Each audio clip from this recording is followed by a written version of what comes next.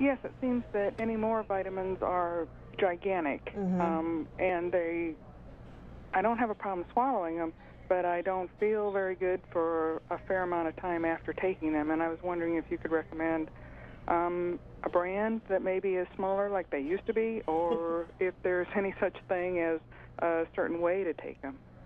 Yeah, it's a good question. I mean, we keep finding more and more things to put in vitamins. We're finding all these great components of fruits and vegetables and plants and herbs that we all think we should be having. I would suggest just going to the health food store and finding either a liquid versions of these these vitamins that you're taking. Alternatively, now we have a lot of these green powders or these green drinks that we're using, where it's fibers and components of fruits and vegetables that's in a powder. Mixes that up, make that with a smoothie with some frozen vegetables and frozen fruits as well. Those are better ways to do that. I would stay away from the gummies and things that they're doing now.